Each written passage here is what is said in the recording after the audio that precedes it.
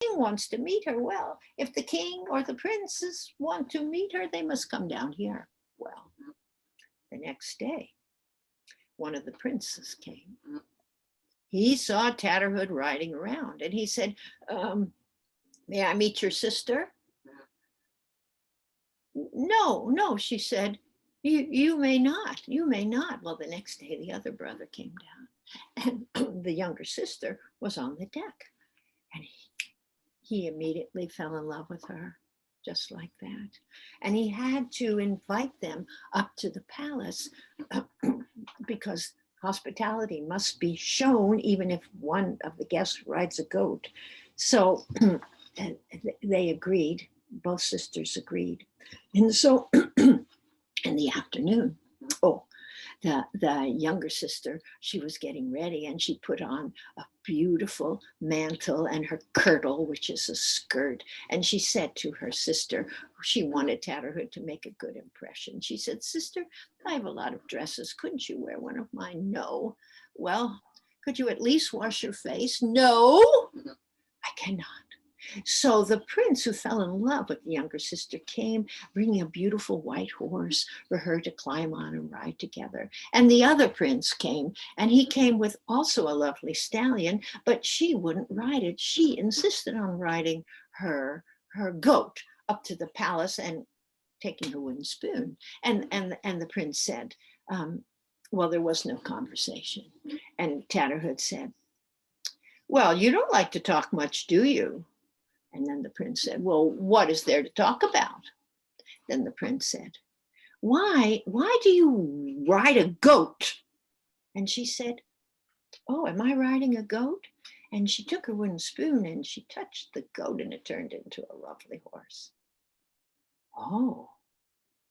Then he said, why do you wear that tattered hood? Oh, she said, am I wearing a tattered hood? And she touched herself with the spoon, and she had on a beautiful green velvet dress. And then he said, well, he didn't say anything more. And she said, well, aren't you going to ask me why my face is dirty or why I carry a wooden spoon? No, no, he said, I see that you do those things because you want to. You want to. I will not ask. And then her wooden spoon turned into a rowan wand. They're the best kind with a gold tip. She was dressed beautifully and riding this lovely horse, not her goat. I don't know whether she washed her face or not.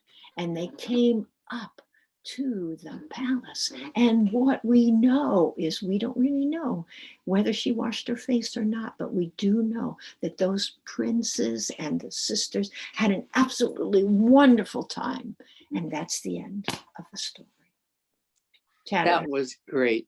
That was great. Wow, that was just beautiful. You know, it reminds me of that siblings growing up in the same house with the same genetics can be so different. Ah, yes. And it's just amazing. Thank you so much for the story. Yeah. Oh, yes. Thank you. Yeah. Doris, I learned something, and in a way, this is a learning process for me. We both apparently clicked recording to the clouds, and 2 clicks, it went on and off. And halfway through your story, I realized it wasn't recording. So I clicked it again. So only half your story got recorded. Oh, that's all right. I'm sorry. Thank you. Thank you. That's okay. Now, what else do we have in store today? I can share a little something. Thank you, James. Just came across a while ago a book by an author, Spencer Holst, who I remember years ago coming across some little books of his stories, which were on the whole very little stories, some just a few pages. The one I'll tell was just 2 pages. And the title of the collection is The Zebra Storyteller, which was the title of one of the stories in it, which is about a Scheherazade scenario where a zebra is cornered by a lion, and the zebra winds up telling a story to the lion, and the lion keeps the zebra alive day after day as the zebra is telling more stories. And it has other twists beyond that, but it has that basic scenario of it. But this story, which I think I'll largely read, was called "The Cat Who Owned an Apartment." Yeah, okay. Several of the stories involve cats, but once upon a time, a man was sat listening to music. His fingers hung limply over the arm of his chair, his eyes drooped, and his feet rested on a sheepskin-covered ottoman. He breathed shallowly. An expensive photograph was twirling in the corner. A booming symphony filled the room and filled the universe as far as he was concerned. So passionate was his attention. Each note he heard, each quiver of the harp strings, bang of the cymbals, nuance of the violin, snore of the tuba, plink of the piano. The man loved music. He was a connoisseur. His Siamese cat sat on the table. The cat heard the music, but the cat heard other things too. It heard the honking of automobiles, the sound of the refrigerator, leaves stirring in the wind, a dog barking down the street, someone shout. The man heard none of this. He was completely absorbed in the music. Then the cat heard the sound of the window being slowly opened and the floor creaking as a man in a leather jacket wearing tennis shoes stepped through. But the man listening to music heard none of this. The cat heard the sound of the man's tennis shoes as he tiptoed across the room and the sound of a knife being drawn from the leather jacket. The cat yawned and listened to the sound of the knife as it sank into his master's throat, his master's gasping, and to the sound of the man who was listening to music as he rolled down to the floor, dead. The cat listened to the murderer as he walked back towards the open window and heard him climb out onto the fire escape. Then there was the sound of footsteps in the alleyway 3 stories below. The light from the open window shone on the murderer. He jumped off the fire escape onto a wooden ledge which ran along the building. The cat heard all this, but the cat heard the ledge creak as well. The murderer listened intently to the footsteps. And the cat heard the ledge creaking and finally breaking, and heard the scream of the murderer as he fell to his death on the pavement below, and the shriek of the child who'd been passing. Then the cat heard a funny little scratching noise behind the refrigerator. A mouse poked his head out, pricked his ears, sniffed, and scampered across the room. The cat leaped. He landed on the mouse and bit. The mouse was dead. Oh my. The cat looked around. They were all dead. It was his apartment now. Oh my goodness. Ooh, what tension, what tension. Wow. Wow. They decided to just read Wow. that because sort of every word counts in the way. Yes. And cats are very intelligent creatures. Yes. But there's I just wanted to give a sampling of something else that that Spencer Holst, this author, was published through his career, where they had under the collective title, The Pleasures of the Imagination. And what these are things of that every day he would put a sheet of paper into a typewriter and just start typing as he thought of something to write. And sometimes this led to a story, sometimes this led to a poem or something, but sometimes it wouldn't go anywhere. But sometimes he would write something, and before finishing a sheet of paper, he just found, well, I don't know where it can go from here or that it needs anything to go from here. So he would put those in a drawer and come back to it, and sometimes it would grow. But then some of these in that drawer, there wasn't going to be anything more to that than there was. And so he would collect these and give them titles and publish big swatches of these when he had them.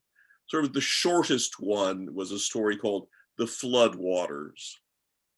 The floodwaters had left a ring on the outside of the bathtub. And That was it? Wow. that was it, but it just brings a Yes, a whole picture to your mind. what's been happening. And then another, The Opera Singer's Vacation. On her vacations, the famous opera singer lived alone in a cottage on a small island where she practiced to her heart's delight, and she could be heard at all hours like a faraway bird by wild animals on the most distant shores of the Canadian lake, which lay at the bottom of an uninhabited valley. The silence at the center of a becalmed lake is for her the most beautiful sound in the world. Oh, But Very anyway, good. what a way with words. but I'm glad to find this book again. I have some of his other books somewhere, but haven't turned them up. So I was glad to find this collection that had about everything. So Yeah. Thank you. Thank you, James. Wow. Well, I could go next, I guess. Oh, good, Janet. Thank you, Okay. Janet. The name of this story is The Miser. Once there was a man who sold all that he had, bought a lump of gold, and buried it in a field next to an old wall. And he visited this spot every day. Well, one of his workers saw what he was doing, how he kept going to the spot every day. And so he figured out that there was a buried treasure there. And he dug it up and he stole the gold. Well, the next time the miser went to the spot, he found it was empty, and he began to tear his hair and make loud lamentations. And a neighbor was nearby, and she saw that he was grieving, and she said, "Oh, do not grieve so, because you can just put a stone in that hole and you can fancy that it was the gold. And then it will do you quite the same service, for when the gold was there, you had it not, as you did not make the slightest use of it." Ah, Wow. Okay, and then I have another one that's just short. good lesson. There was an elderly man who was very hard of hearing, so he went to the doctor. The doctor fitted him with a pair of hearing aids, and he could hear 100%. Well, in a month, the elderly gentleman went back to the doctor, and the doctor said, "You have a perfect fit. Your family must be so happy that you can hear now." He said, "Oh, no, I haven't told my family. I just sit around and listen to their conversations. I've changed my will 3 times." Ah, That's it. Ah, wow. it's wonderful when stories make us laugh, isn't it? Yes.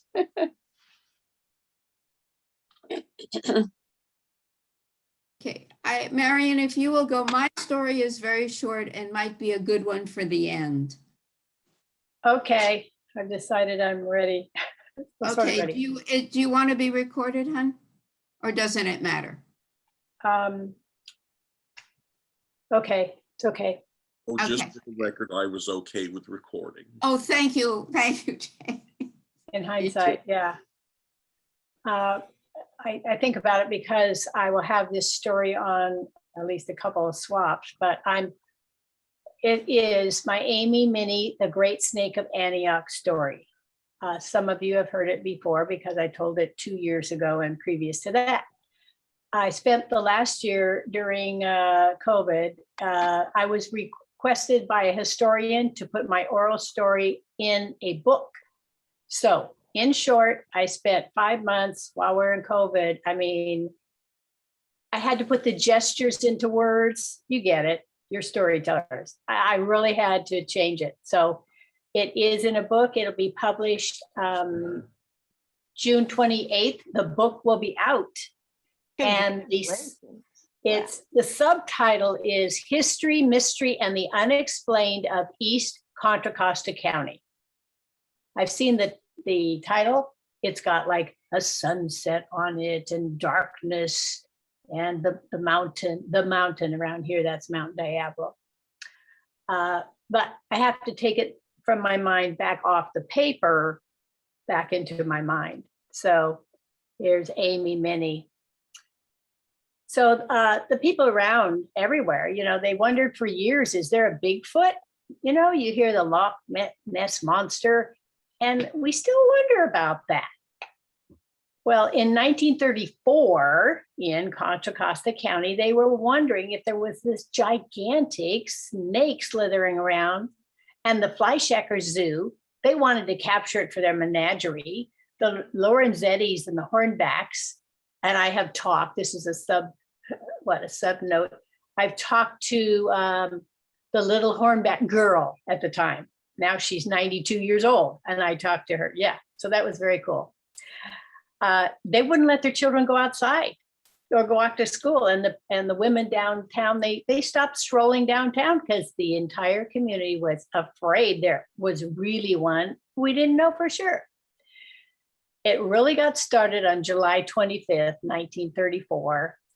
Anthony Romano, he came down from the Black Diamond mines, which are close here to Antioch. This is the deal. And he would just bursted into that newspaper office. I just came down from the coal mines and I saw this 20-foot snake. It was slithering across the road. And then 2 weeks later, 3 Martinez men reported they were fishing in Old River, and they saw a gigantic snake in the water. They said it would dip down and then it came back up, it would submerge, and they just said it was a monster of some kind of water snake. And they were so scared, they just left the area. They were really scared. And then in mid-August, so that was, you know, toward the end of July, the middle of August, at the middle August, oh, I'm supposed to be timing it just a minute. Okay. Sorry. A farmer out in Knightson, Mr. Fujiti, he was a farmer out there, and he said, I saw with mine own eyes 25-foot snake, and it had black and yellow spots on it. And I went to go get a shotgun and some help. But then by the time they got back, of course, the snake was gone, but they saw the grass, the tules laying down, and a path off to the water. So they decided that's where it went. That's where it went. So all these things got reported in the newspaper, and it just, scared the community up. And one point is, a year before was the first Godzilla movie, the first King Kong movie, and it was the beginning of the end of, the Depression years. People were thinking about, the movies were helping them have a distraction for all of the problems of depression. So the mindset of the citizens, when they didn't know about this snake, they just were scared. Well, Anthony Romano, he decided to contact, because he wanted to know, was that really a snake up there in the mines? And so he contacted George Bastani of the Fleischacker Zoo.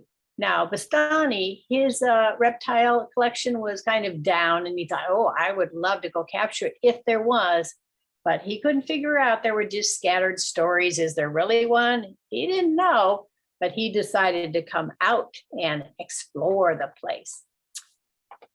He also remembered that, and he told Anthony, who was younger than he said, do you remember that 14 years ago, there was a circus who came to Antioch, and when they left, their python escaped. Maybe it's that one, because, it could have slithered up to the mines, gone down there, eaten rats, come up, eat bats, come back down to the river, eat goose eggs. It could live and nobody could see it for years and years. And that's possible. So the whole community heard that story. And that snake's name was Amy. So they said, oh, it's Amy. So they started calling Amy. Well, there were some other stories that said that snake was Minnie.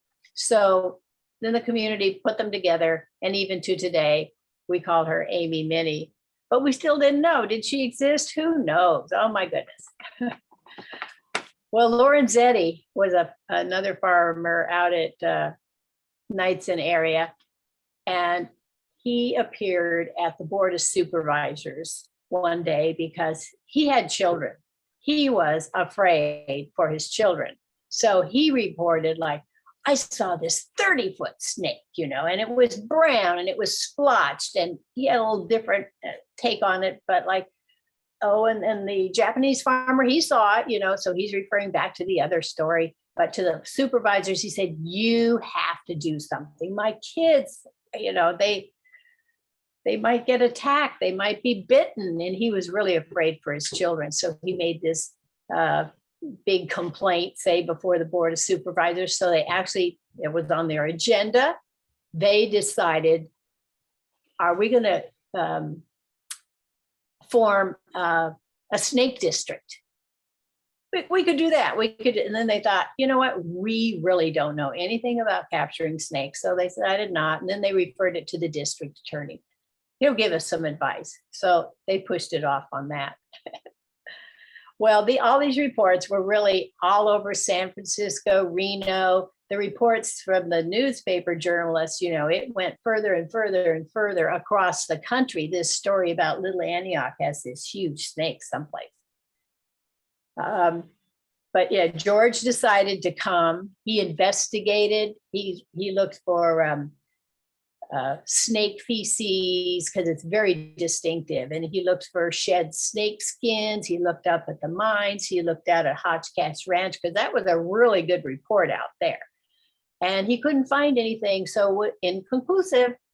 And he left. He stayed here for 3 days with some of his hunter friends. So there was no conclusion there. Things did settle down in late October of 1934. Fewer reports. The people were busy with their elections, and for some reason, the reports kind of died down. But then, wouldn't you know, the beginning of November, new reports, brand new reports. A smattering that Amy Minnie was over in the Delta and over by the bridge, and at dusk, because people would drive in it's there, Empire Mine Road. They say, I was up on Empire Mine Road and there was this snake, our lights, it was at dusk, and our lights caught this gigantic snake on the road.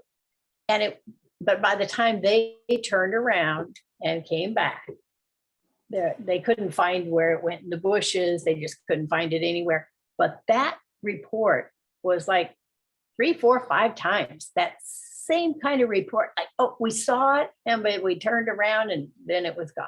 Couldn't find it anywhere. But the newspapers picked up all those reports. But finally, the Chamber of Commerce, he said, that's enough. I have a plan. So his plan had 4 steps to it. Number 1, if anybody cites it, they are to report to me because I'm going to notify a big game hunter, Jay Blowers. He's on call for us. He's ready for this. He agreed on a percentage basis. He was going to capture the snake because it was caught alive. It was worth $300. But if it was dead, it was only $50 for the skin. So he was determined he'd get it live. He would.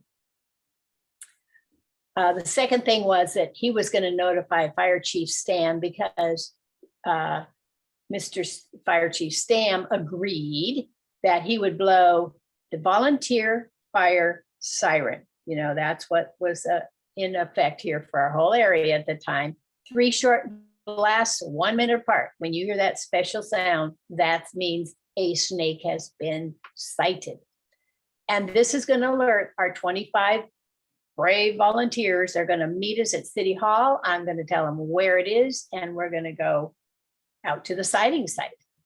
But the fourth thing is nobody is to bring any firearms, because only I will have, not the Chamber of Commerce, but his hunter, Mr. Blowers. He's going to have a gas gun because we're going to capture it alive. So I don't want any other firearms out there.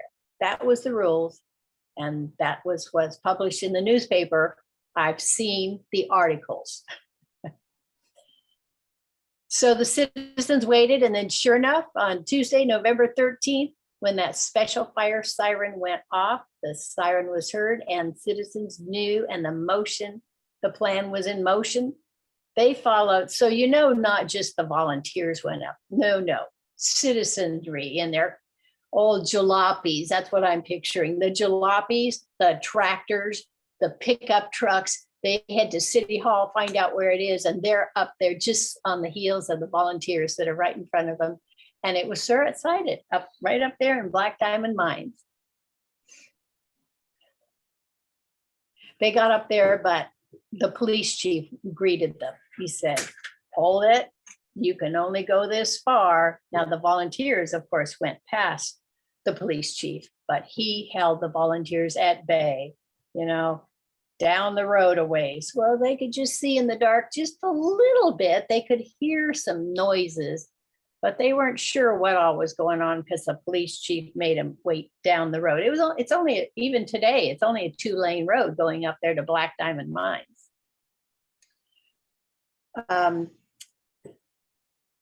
So they saw flashlights, and they heard kind of somebody grunting and, fighting with something, wrestling with something, and they could kind of see it, kind of a long creature being captured and put into there was a great big box on the back of a truck, and they could kind of see it.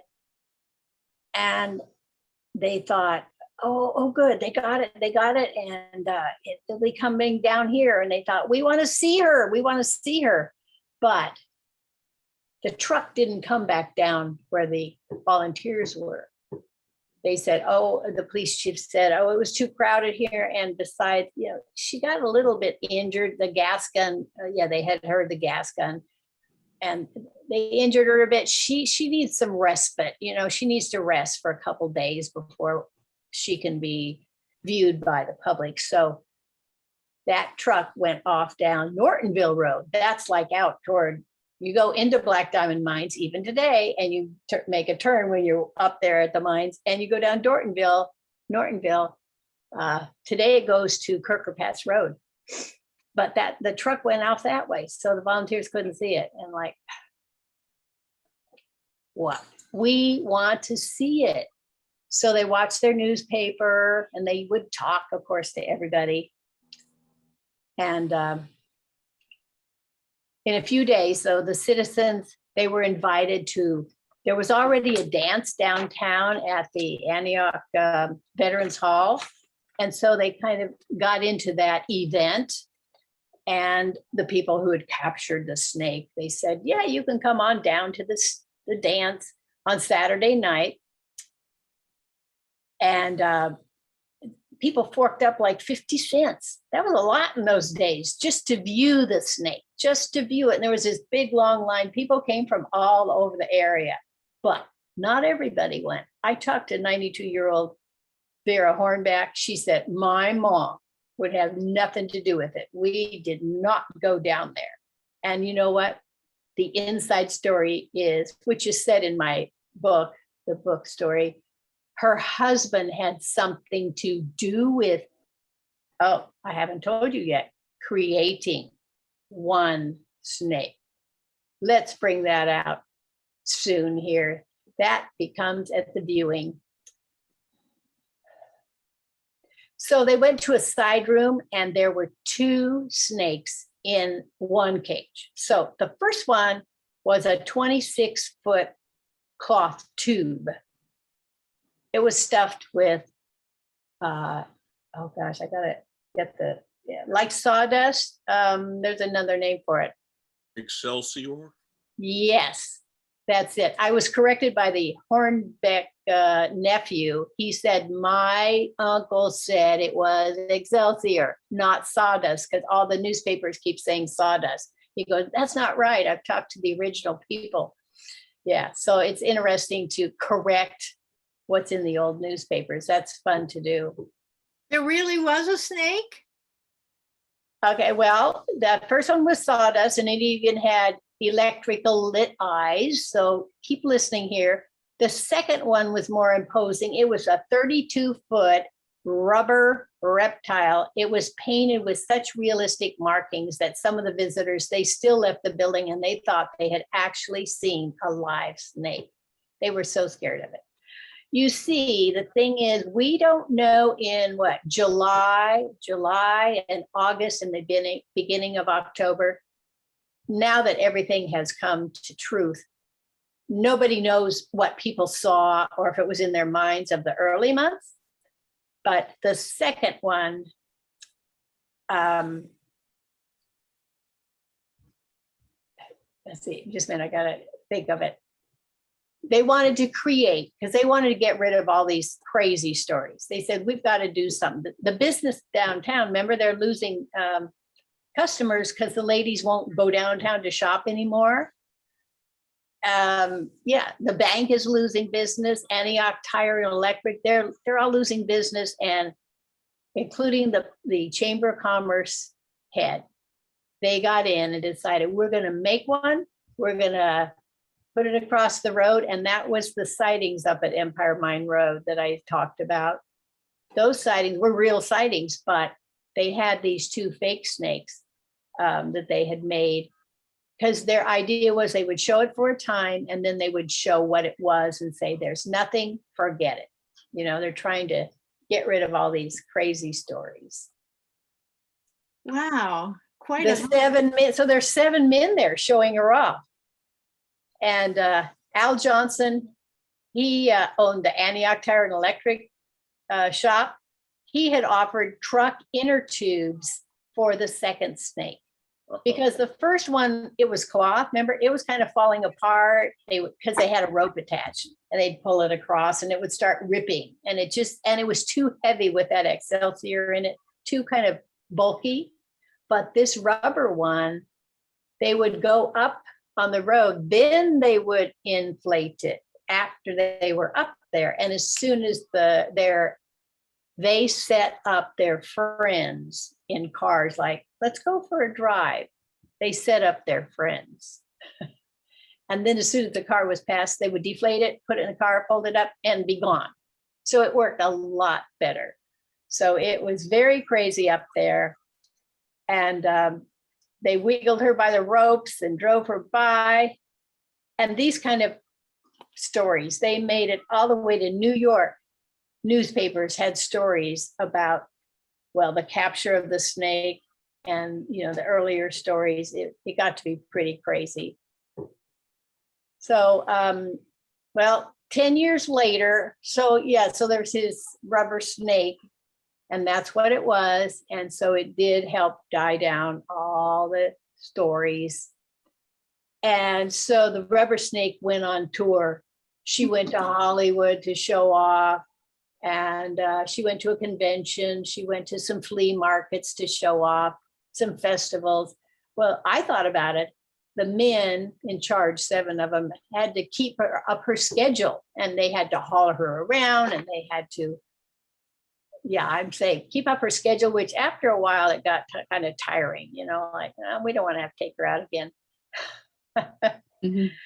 So 10 years later, there was in the World War II. So now we're talking about 1943, you know, instead of 33, it gets to be 43, 44, 45. There was a rubber, the what?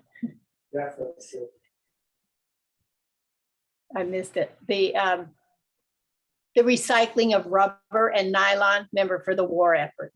Yes. So they decided Amy Minnie would give up herself to the war effort. And she did. But they cut off a piece of rubber and saved it. And 10 years later, so they donated, her whole body to the effort.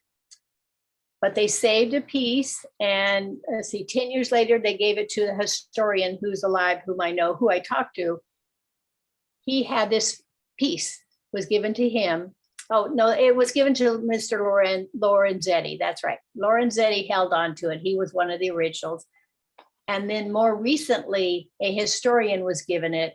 He was teaching his students at history class at Los Madonnas College about this Antioch snake story. And they decided to make another one. So that'd be Amy Mini number 3. I call that one number 3. Yeah, that was 3. And he put that piece of rubber in the head.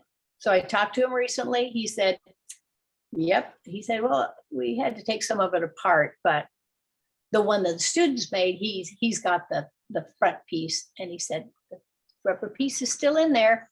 It's out in my shed, he said. So that's where it is. But Amy Mini 4 was made by the historical executive director. I have checked, yeah, my husband's here. He and I have checked her out to take her on tour for stories. But we found her, it's cumbersome because that one is 34 foot long, even though it's stuffed with bean bags. So it's kind of fun, but it's troublesome to cart this thing around. So I more often tell it without carting the snake around anymore.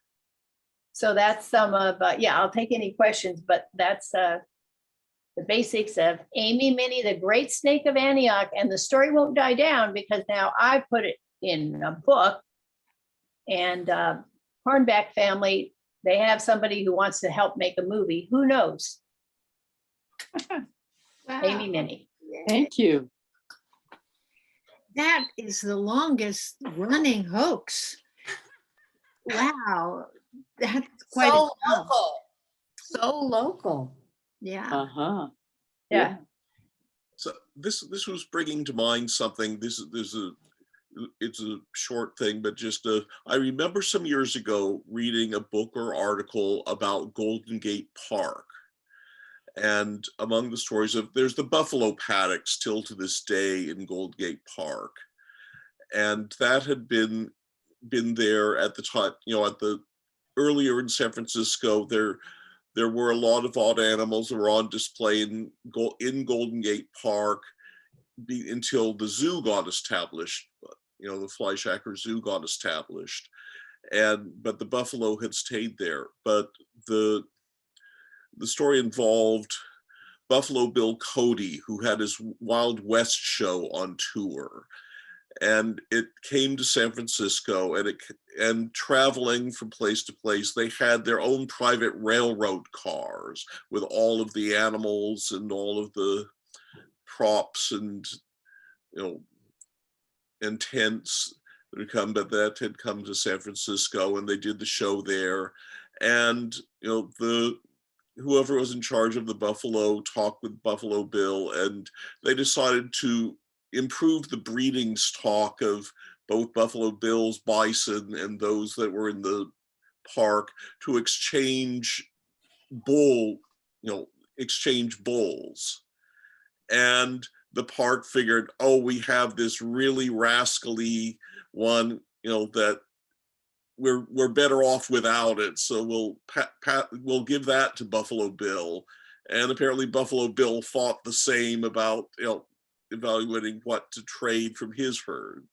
So the one for the Golden Gate Park was then put in the train car with other animals, and it was just really upset about things changing and being closed there, and just sort of struggled around in there and busted the side of the railroad car at one point as it was traveling, and busted out and was hard to capture again.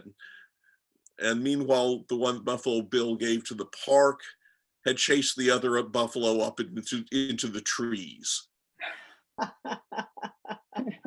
So that, and I'm recalling reading this years ago, and it's occasionally occurs to me with the internet or looking at references, seeing if they're coming across things about Buffalo Bill Cody or about the park bison, and I've not seen that story again. So I'm wondering if it was a fanciful thing or if it's really documented. So look it up during this month, and next month, tell us if you found anything.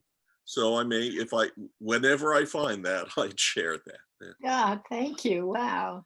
We're learning if you put enough specific words in something for a search, it's Yeah. surprising what'll come up. Well, I've tried a number of times when it's occurred to me. Oh, okay.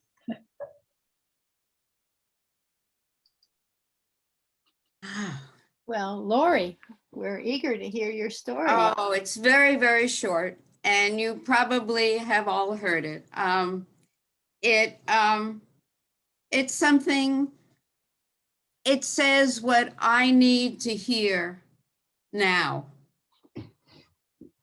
about, wouldn't it, what I need to do and what we do with stories to pass on joy and understanding and information and care. So the name of the story is The Dot, which is a children's book. It's by Peter H. Reynolds. And again, very short.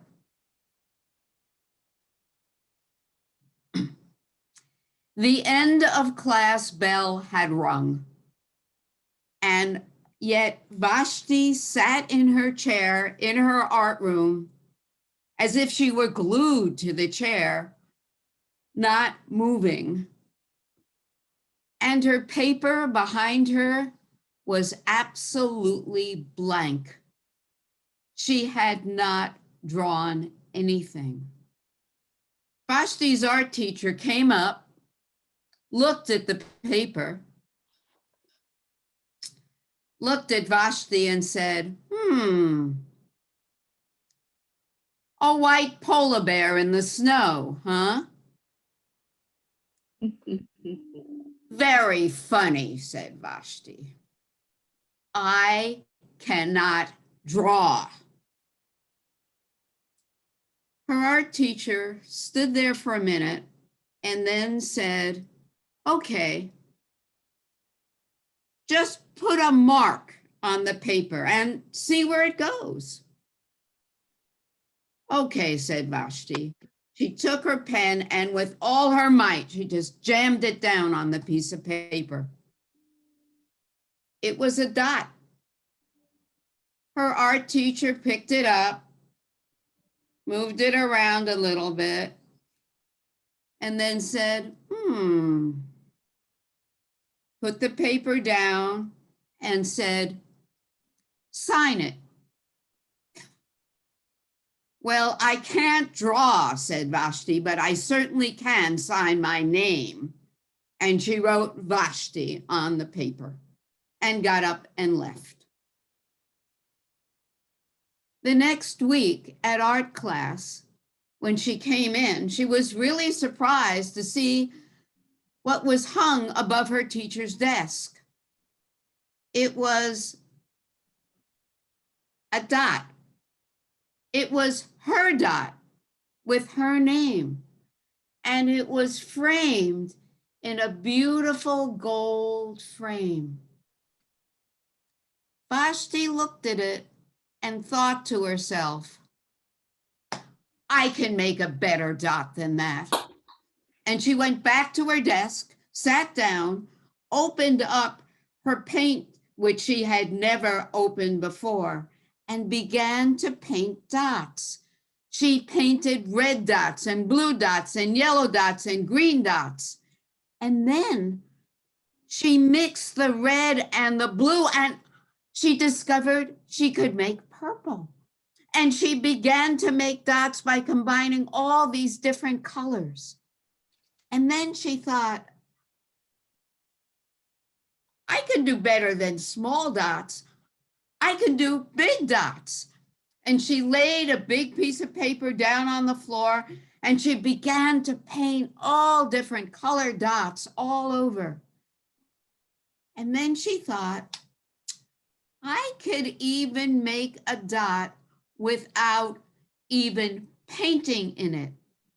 And so she took another big piece of paper and she began to paint all around the outside, leaving the inside absolutely blank.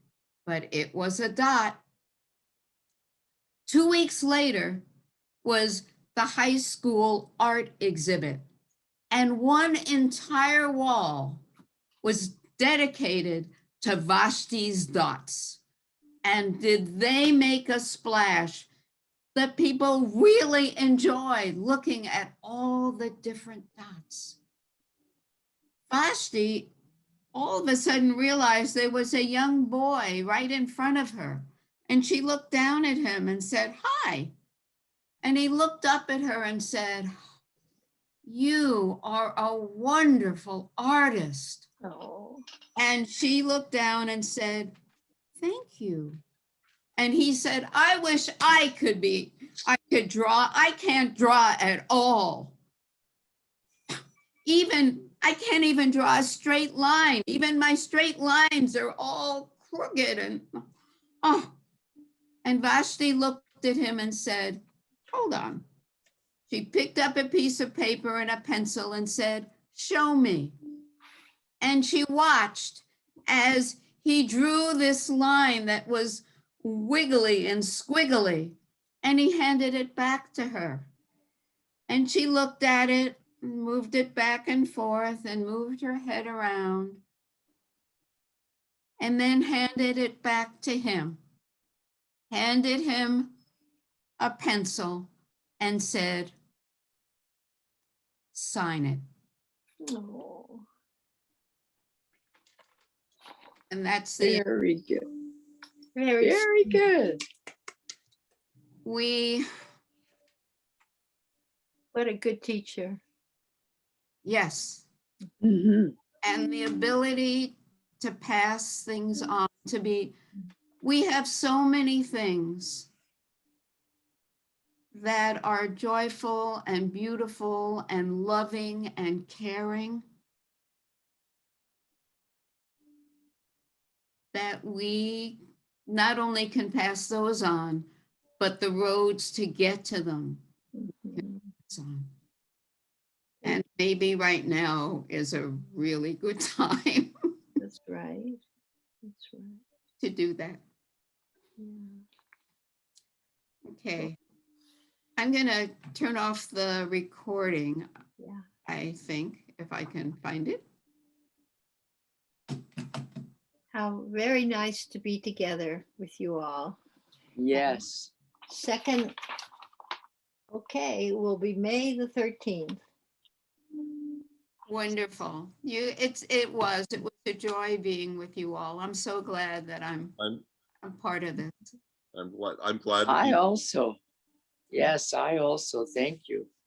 glad to be Thank back. you, Lori, for taking some leadership here. I appreciate that. Look Now, who's to talking. stop- Yeah, to stop the recording, Lori, if you put your cursor up there, it'll say stop recording Oh, or I pause. see. Yeah. So that's what'll take care of it. Recording.